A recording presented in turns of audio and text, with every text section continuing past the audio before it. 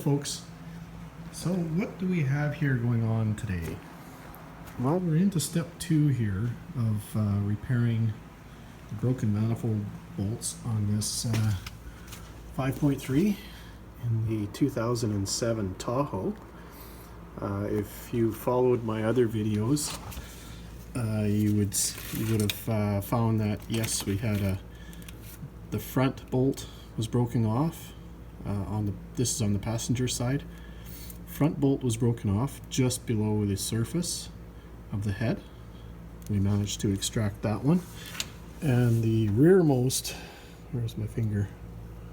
The rearmost bolt was broken, also just below the surface of the head.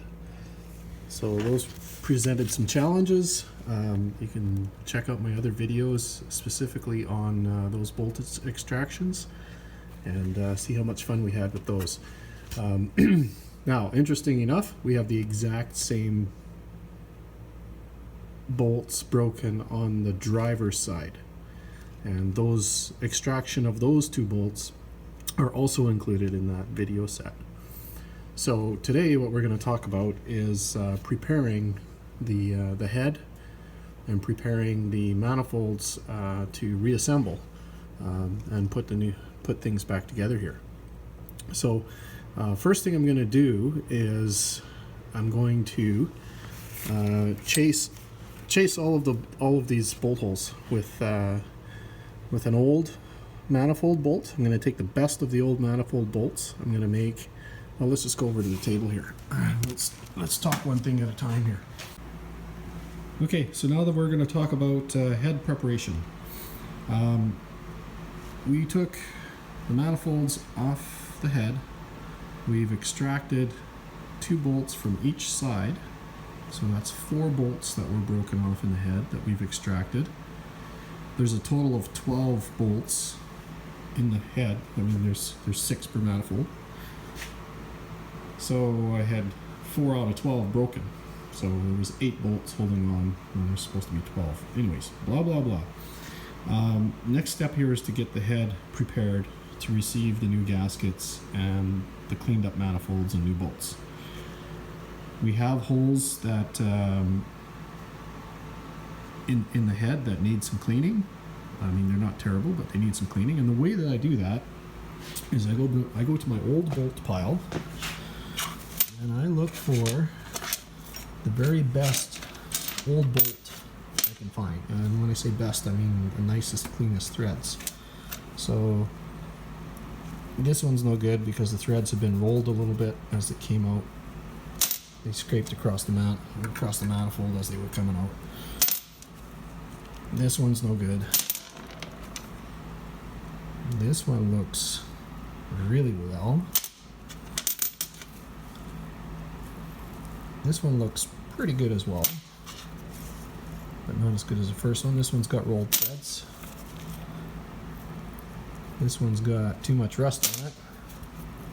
This one's got rolled threads. So okay, there's my best bolt. Alright, so what we're going to do here, just, I need an extra hand, so just hold on a second. I'm going to stick this in the vise, and then I'll explain my next step. Okay, so there's the bolt in the vise. If I just thread that into the head as is, it really isn't going to do anything but squish and push whatever's in there further into the hole and further into the threads. Really, I want to use this as a cleaner bolt. And to use it as a cleaner bolt, I need to have relief in it for a place for the for cutting edges, as well as for a place for the whatever it takes out, place for it to go. So of course we're going to clean it up with a wire brush as best we can to get so that it's really clean. But the next thing I do is I take a file. This is a rounded teardrop shaped file, and I use the sharp edge of the file and I cut across the bolt like that at about a, you see that? At about a 5-degree angle. Okay, and what that does is it creates a path of both cutting threads as well as relief for places for things like old Loctite and rust and shavings and whatever else I've done in there in extracting these things. It gives a place for that to go, and you end up with nice clean threads. When I put the new bolts in, I don't want any resistance going in. I want to be able to turn them all the way in with my fingertips, and then do a torque, final torque on it. Okay, so we're going to take that that cut bolt. Imagine this is the cut one. Then we're going to go over to the head. Okay, we're going to put some WD-40 this time. It's not going to be penetrating oil. It's going to be WD-40. I'm going to put WD-40 on the bolt. I'm going to spray a bunch of WD-40 in the head, and I'm going to go into each hole. Okay, so that's all 12 of them. 6 on this side, 6 on the other side. And that's going to clean up my holes and have them ready for install. Okay, so there we are. We've got our bolt ready.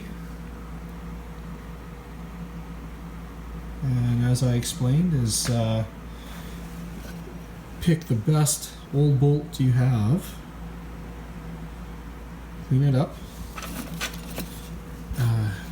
clean all the threads with wire brush. If you need to, use a pick to pick out old any rust crud that's in there, or old Loctite. You can see this has got just a little bit of old yellow Loctite left in it. I'm not going to worry about that at the moment. I've cut a slot in it with a file, and that's my relief for the junk to come out. I'm going to grab the WD-40 for this part of the job, and let's go over to the truck. So, okay, that up there, this here, so I'm going to drop it on the ground. Okay, so I've got my wrench ready, I've got my bolt ready, got some WD-40 ready, and we're going to be going down in here to clean out some bolt holes. Now, yeah, I'm going to have to flip my camera over again, so just hold on a second, or 2 or 3. Okay, now we got the camera at an angle that you're going to be able to see better, or at least easier for my hand here. I am using an iPhone SE. I don't have any fancy equipment for this type of stuff. Again, like I said, I am only sharing experiences. I'm not, by no means, put this out as instructional or anything like that. Okay, so we're going to go after that bolt there, that hole first, because it's easiest for us to see, I think, from holding it with one hand and working with the other. Okay, so first things first. Maybe this isn't going to work.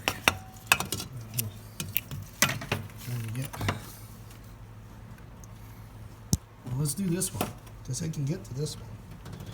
This is one of the bolt extraction tools. Okay, so WD-40 goes in here first. Okay, a little WD-40 on the bolt.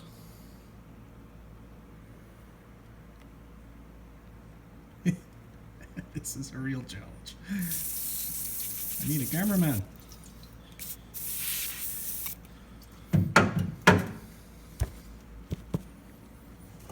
Or a better can of WD-40, one or the other. Or both. There we go. Okay.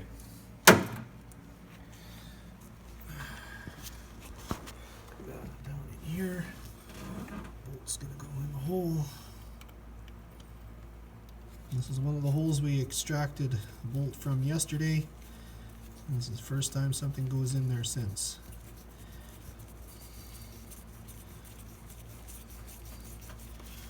And as you can see, as I said, I want to be able to turn the bolt in pretty much all the way with my fingertips. Okay, so right there is where it stops. So we're going to crank it in a little bit, and when I'm doing this part, as soon as I feel resistance, I'm going to stop, because I don't want to punch a hole in the water jacket.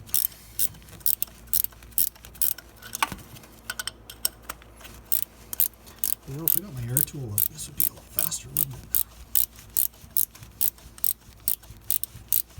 But then I wouldn't be able to feel it. So there you go. Do I go with a power tool for speed, or do I go with a hand tool so I can feel what's going on? Okay, right there, it stops. So I'm bottomed out in the hole. Okay, so now we're going to come out. Let's come out and see what we've collected on that. Geez, I'm really shaking around, aren't I?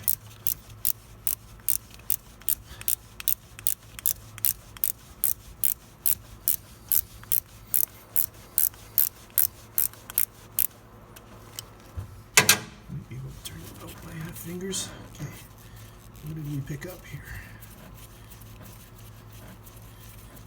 So, despite the challenges yesterday in getting the other bolt out, this hole is actually fairly clean all the way in. But there's what I was looking for.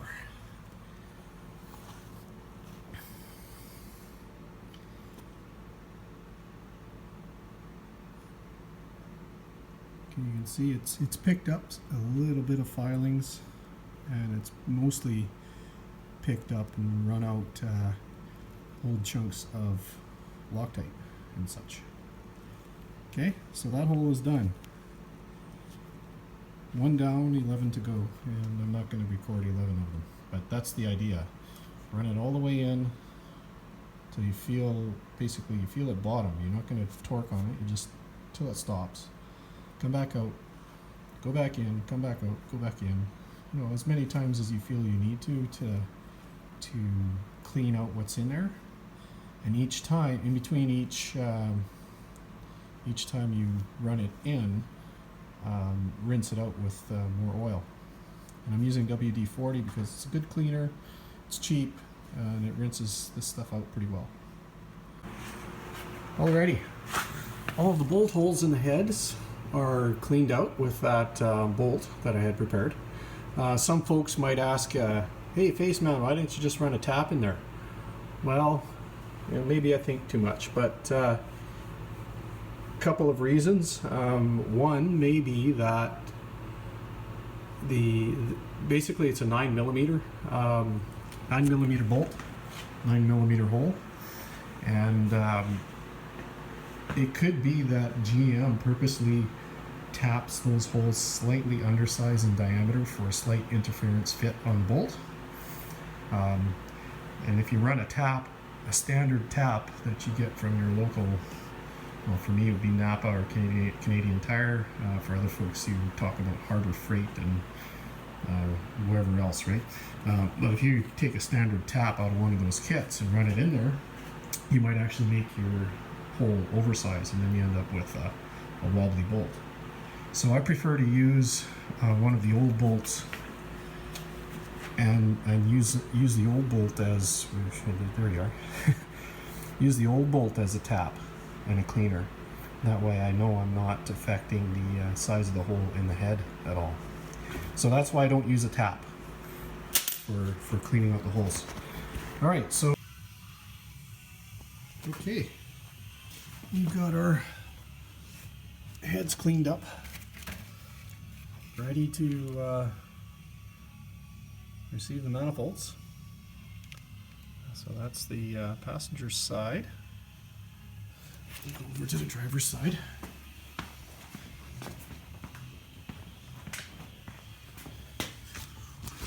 This is what we've got over here. Okay, cleaned up really well. Up to and including the see my back bolt there.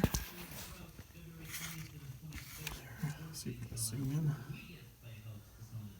Okay, so we've got a couple little strike pock holes around there from my welding, but it's going to be just fine. Okay, so there we go. She's all cleaned up and ready. Now, what do we use for that? It's pretty simple. This works really, really well. Okay, what I use is WD-40 and Varsol. 2/3 WD, 1/3 Varsol with a scouring pad, and the really tough spots, very light, I think this is 200 grit or 220 grit sandpaper. That's what we use for that.